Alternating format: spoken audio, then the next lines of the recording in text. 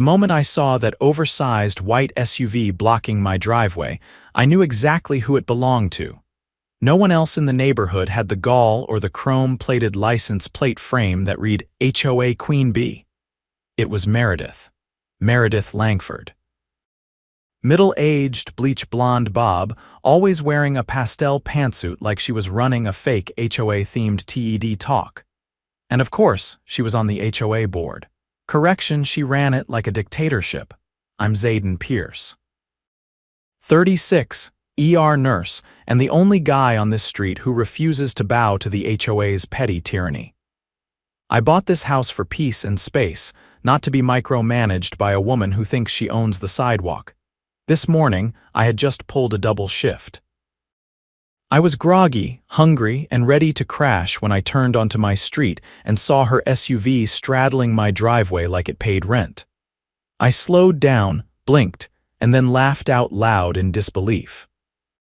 She was standing there in her ridiculous wedge heels, chatting with another board member, sipping iced coffee like she hadn't just committed vehicular trespass. I rolled down my window. "Meredith, move your car." She barely glanced at me. "Zayden, this is a public street. I'm allowed to park wherever I want." "That's not a public driveway, that's my driveway," I said, pointing. She waved her hand like I was a fly.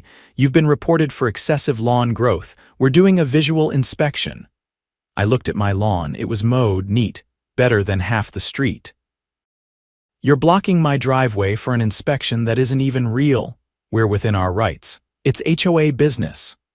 She smiled, but there was nothing friendly in it. I put the car in park, got out, and took pictures of her SUV blocking my driveway, front to back. Plates, tires on the curb, the whole thing. She didn't even blink. "You're wasting your time," she said. "No tow company's gonna touch an HOA officer's vehicle." I didn't answer. Instead, I walked into my house, pulled up my city's parking violation codes, and made one phone call. 15 minutes later, the tow truck pulled up. Big, red, loud. Meredith saw it and stormed over. "What do you think you're doing? You can't do this." The driver didn't even flinch. "Vehicles blocking a private driveway, that's a violation of city code." "Got the photo evidence and a homeowner complaint." "I'm on the HOA board." "Then you should know better," he said, hooking the chains under her front bumper. "You're going to regret this, Zayden," she hissed at me. I crossed my arms. "Not as much as you're going to regret parking like a tyrant." The SUV was gone in under 15 minutes, and the silence she left behind. Beautiful. HOA story, HOA stories, Homie Owners Association stories. 2 days passed without a peep from Meredith. Not a note, not a knock. Not even one of those obnoxious yellow HOA warning slips she usually left tucked in door frames like she was delivering subpoenas. I figured the tow truck incident had finally made her realize I wasn't someone she could push around. That fantasy ended Saturday morning. I was repairing a leaky faucet in the kitchen when the doorbell rang. I wiped my hands on a rag and opened the door to find a man in a blue polo shirt, clipboard in hand, and a laminated badge clipped to his belt that read Compliance Officer Westbrook Hills HOA. He looked barely over 20. "You Zayden Pierce?" he asked, not meeting my eyes. "Yeah, what's this about?" He handed me a folded sheet of paper. "You've been issued a formal citation for non-compliant landscaping, unauthorized exterior modifications, and obstructing HOA procedures. You have 7 days to correct the violations or face fines." I read the paper. The citations were laughable. One claimed I had overgrowth exceeding 2 inches on the southern lawn perimeter. Another accused me of installing unapproved outdoor lighting structures. I pointed to the line about the lights. "These were already here when I bought the place," he shrugged. "I just deliver the notices, man."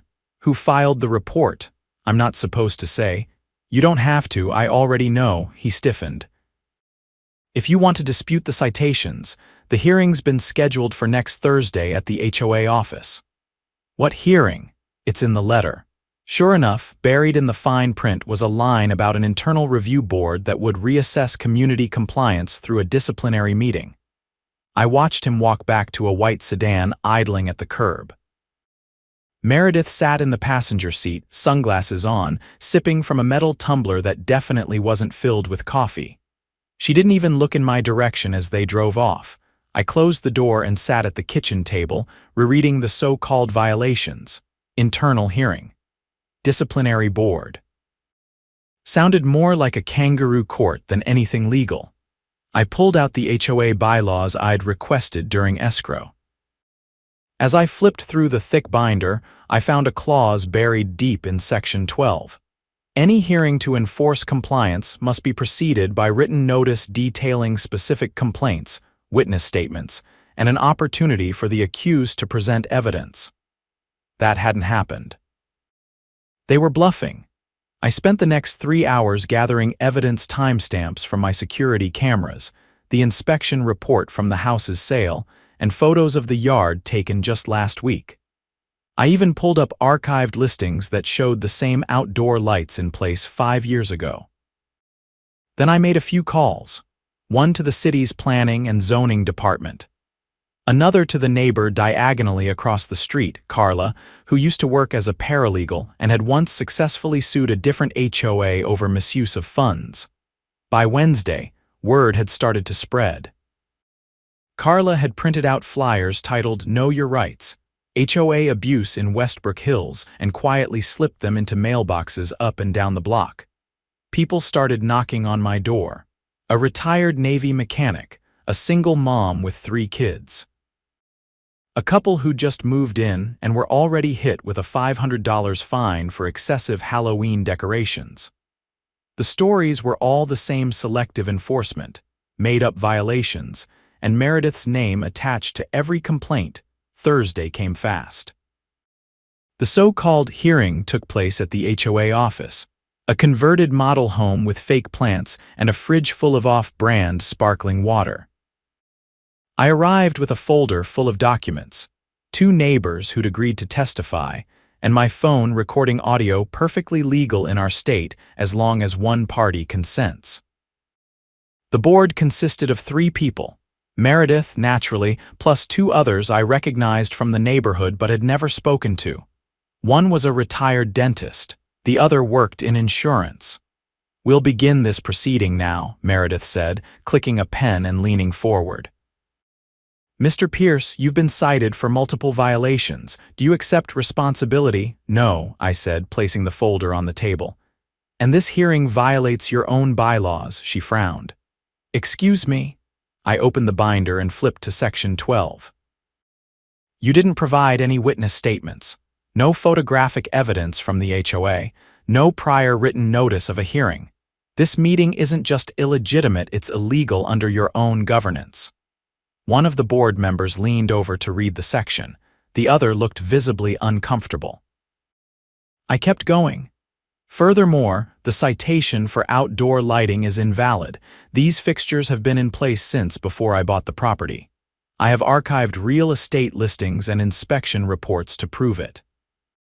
As for the landscaping complaint, I have time-stamped footage from the last 2 weeks showing regular maintenance." Meredith cut in. "This isn't a courtroom, Mr. Pierce. We're not required to follow legal standards." "That's where you're wrong," I said. "The HOA operates under state law, which means due process applies." She started to speak again, but I handed her a printed notice. "This is an official complaint I've filed with the Department of Consumer Protection. Any fines you attempt to issue will be considered retaliatory and added to the case." The room was dead silent. The dentist cleared his throat. "Maybe we should table this for now." Meredith's jaw clenched so tight I thought her molars might crack. "This doesn't mean you're off the hook," she said. I leaned forward. "Actually, it means I just started digging." I stood up, collected my folder, and left. That night, I received an anonymous message through my door. No envelope. Just a single sheet of paper listing HOA expenses for the last fiscal year. One line stood out. "Consulting fee $4,200 Langford Solutions, LLC." I stared at it for a long time. There was no public mention of any consulting firm in the HOA minutes. No contract posted online. Just a payment made to a company that shared Meredith's last name. The next morning, I drove downtown and filed a Freedom of Information request with the city clerk's office. If the HOA had submitted any permits, payments, or contracts through the city, I'd find them there. I also contacted a local investigative reporter who'd covered HOA corruption 2 years ago in a neighboring district. She didn't hesitate. "When can I come by?" she asked. "Tomorrow," I said. "Bring a microphone." By Friday evening, Meredith's SUV was back, but this time, parked legally. I watched from the porch as she walked up to my mailbox, looked around, and slipped something inside. I waited until she left, then opened it. A handwritten note in all caps, "You're making a big mistake." I folded it neatly and added it to the growing file in my kitchen drawer labeled Evidence HOA Abuse. I had no intention of backing down. By Monday morning, my living room had turned into a command center. The reporter, Julia Morneau, had arrived just after dawn with her camera crew and a voice recorder the size of a brick. She was sharp, early 30s, with a crisp blazer and a manner that told you she'd made more than one bureaucrat sweat on live television. She set her equipment on my dining table and scanned the documents I'd laid out: payment records, HOA bylaws, the letter with the veiled threat, and the anonymous expense list that had mysteriously appeared in my mailbox. Her eyes paused on the payment to Langford Solutions LLC. "You're sure this company belongs to Meredith?" she asked, flipping to the back of the page. "It's registered under the same address as her tax records." I cross-checked it with the county assessor's office. Julia nodded, impressed. "You've done your homework. Too many people on this street are afraid of her," I said. "They think she'll bury them in fines if they speak up. I want to do more than fight back. I want to shut her whole operation down." Julia adjusted the lapel mic and gestured for me to sit. "Then let's start with how she blocked your driveway. That's the kind of visual people understand." By noon, she had her story. Footage of Meredith's SUV boxed across the concrete, my security cam clips, the tow truck, the phony violations. And then the real bombshell, the payment to Langford Solutions LLC with no public record of what that consulting work entailed. "I'm going to pitch this as a misuse of HOA funds," Julia said, packing up. "But if you're right and she's laundering money through a fake company, then we're looking at fraud. Maybe worse." I walked her out, heart pounding. I hadn't said the word out loud before, fraud. That night I didn't sleep. Not from nerves, but because I was digging through every digital trace I could find. I looked up every meeting minute posted to the HOA website, cross-referenced every line item in the publicly available budget reports. And I found something: a discrepancy between what was reported online and what had been anonymously slipped into my hands. Over $15,000 in consulting fees stretched across 2 years, none of which appeared in the official financial summaries. I made a copy. The next morning, I brought it to the local precinct. Detective Rena Caldwell met me in a small, windowless room at the back of the station. She wore a loose gray cardigan over a shoulder holster and didn't bother with pleasantries. "You're saying your HOA president is falsifying budget reports to siphon off money into a dummy company she owns?" she asked, flipping through the pages. "Not president," I said. "Board chair. She runs the place, but technically she's just a committee head." Caldwell nodded. "Still, HOA board members are fiduciaries. If she's moving funds without disclosure or approval, that's embezzlement. If the company doesn't do any real work, it's also wire fraud." "She's not alone," I added.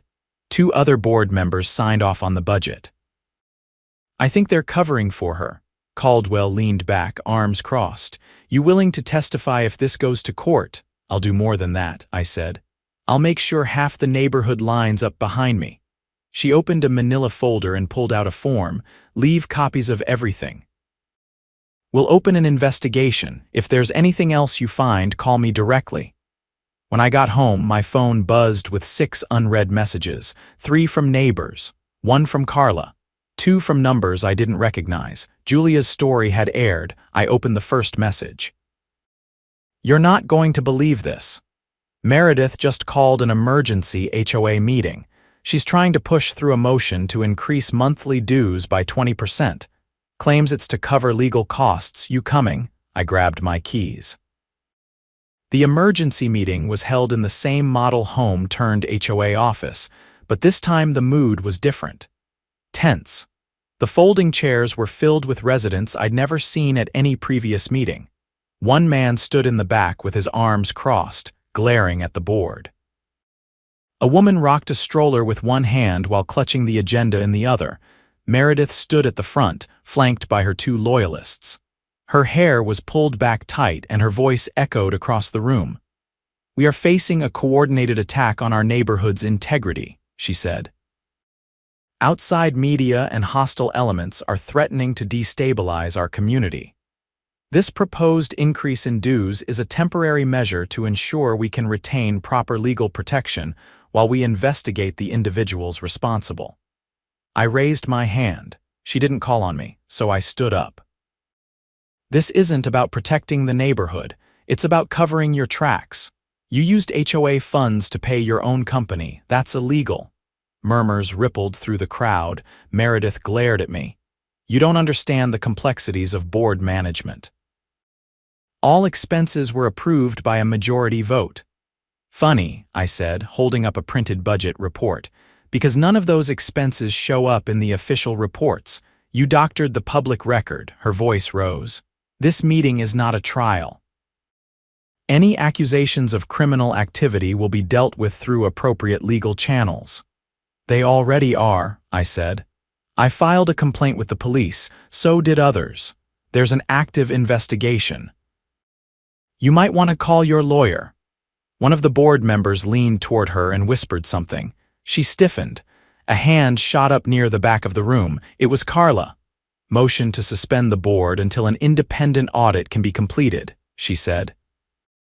"I nominate Zayden to serve as interim oversight until then." Another hand went up, then another. Meredith tried to interject, but the crowd wasn't listening.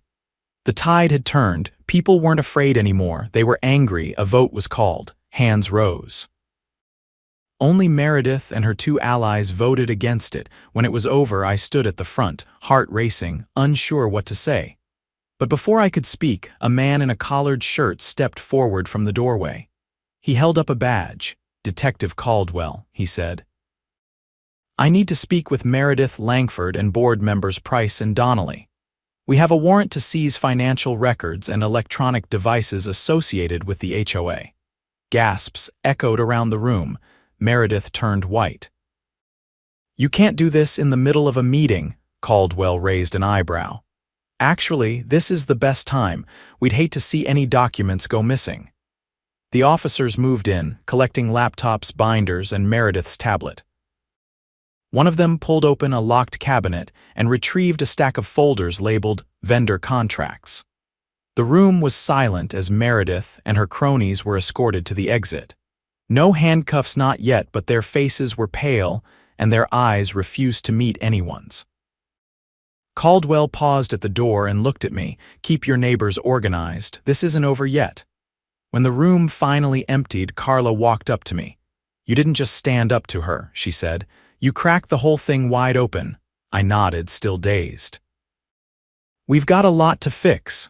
"Maybe," she said, "but at least now we get to do it without someone parking an SUV across your rights."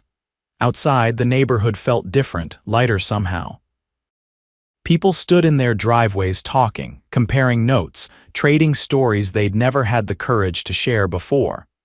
And for the first time since moving in, I felt like I wasn't just surviving in this neighborhood. I was helping rebuild it. 3 weeks passed. The Westbrook Hills HOA office stayed shuttered, its windows dark, the oversized sign removed by order of the city pending investigation. Meredith's name had vanished from the neighborhood directory, and her house sat unusually quiet. No weekend brunches, no committee meetings, no parade of clipboard-toting followers. Just drawn blinds and a for sale sign that appeared overnight, staked neatly between her hydrangeas like she was trying to leave without catching anyone's eye. But the damage had already been done, and not just to her reputation. Detective Caldwell's investigation had widened after seizing the HOA's records. The Forensic Accounting Unit traced a series of payments funneled through Meredith's LLC that didn't just involve consulting services. There were invoices for landscaping that had never been performed, security patrols that didn't exist, and even a fake maintenance contractor registered under a P.O. box in a neighboring county. That contractor, according to the state's business registry, was managed under the name of her second cousin. When I sat down with Caldwell again, she didn't sugarcoat it.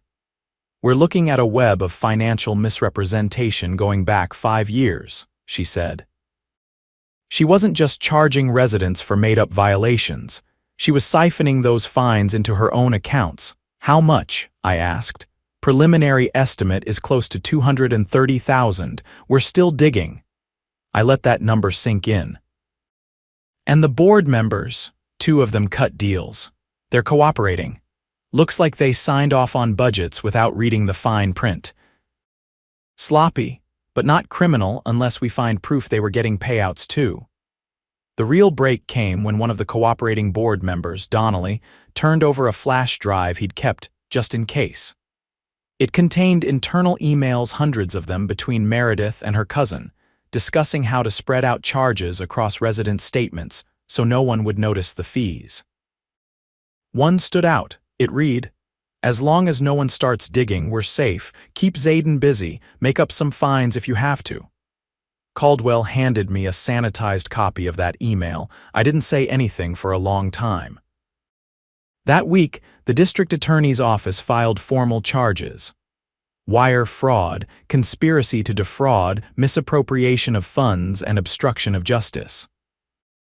Meredith was arrested at her home early Tuesday morning, bundled into the back of a cruiser in her robe and slippers, trying to shield her face from a local news crew that had parked across the street. I watched from my porch, coffee in hand. For once, she didn't have anything to say. The aftermath was messy but necessary. The city appointed a temporary mediator to oversee the HOA's operations. Residents voted to dissolve the existing board and draft a new charter with strict transparency clauses and rotating leadership. No one would be allowed to serve more than 2 terms. Carla was elected to chair the new board, and she immediately pushed for an independent audit firm to handle the books going forward. We also voted to lower HOA dues for the next year, since we discovered a sizable chunk of the budget had been hoarded in a legal contingency fund Meredith had created for emergencies. It turned out the only emergency had been getting caught. One afternoon, I found myself sitting in the newly reopened community center, now free of the fake plants and motivational posters Meredith had installed. Carla was at the whiteboard with a marker outlining ideas for a neighborhood improvements grant. "We've got almost 12,000 left from recovered funds," she said. "I'm thinking we let residents pitch small projects and vote on them. Garden beds, lighting upgrades, maybe a book sharing station on the corner." "Just no pastel birdhouses," I said. She laughed. "Deal." Behind us, the room buzzed with conversation. Neighbors who'd barely spoken before were now trading stories, planning cleanup days, and organizing a block party to celebrate the community's reset. People had come out of their shells, not just to air grievances, but to rebuild trust. Later that evening, I walked the length of my street. The sun was low, casting long shadows across the sidewalks. Mailboxes had fresh paint. Lawns were tidy but not obsessively uniform. A group of kids zipped past on scooters, laughing. Outside my driveway, an old man I hadn't spoken to before waved me over. "You're Zayden, right?" he asked, leaning on his cane. "That's me," I said. "I heard what you did. The way you stood up to her, just wanted to say thanks. I've lived here 27 years and I thought it'd always be like that. You proved it doesn't have to be." I didn't know what to say, so I just nodded. The next week, I received a letter from the city attorney's office. As the original complainant and key witness, I'd be called to testify during Meredith's trial. The case had already drawn attention from state regulators, and there was talk of legislative reform, new requirements for financial disclosures from HOAs statewide. I met with the assistant district attorney preparing the case.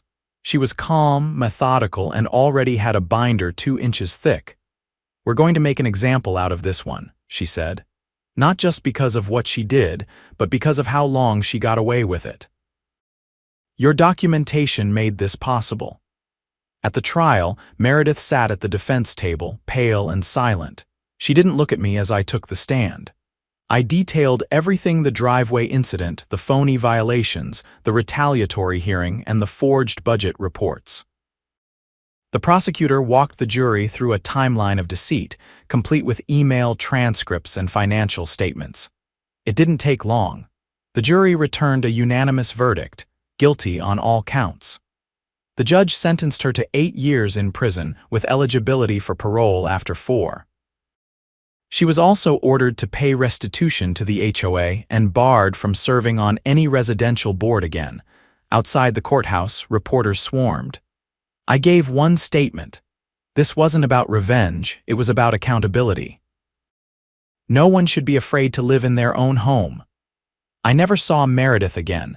A few months later, the neighborhood threw its first real block party. No speeches, no dress codes, just potluck tables, string lights, and music from someone's Bluetooth speaker. Kids ran barefoot on the grass. Retirees danced under the street lamps. The air smelled like barbecue and fresh beginnings. Carla raised a plastic cup in my direction. To the guy who got the SUV towed and the tyrant toppled, I laughed. All I wanted was my driveway back. "You got a lot more than that," she said. She was right. What started with a blocked driveway had turned into something bigger: proof that standing up, even when you're alone, can change everything. Not just for yourself, but for everyone watching from the sidelines, waiting for a reason to believe they can do it too. And for the first time since moving into Westbrook Hills, I didn't feel like just another homeowner. I felt like part of a neighborhood.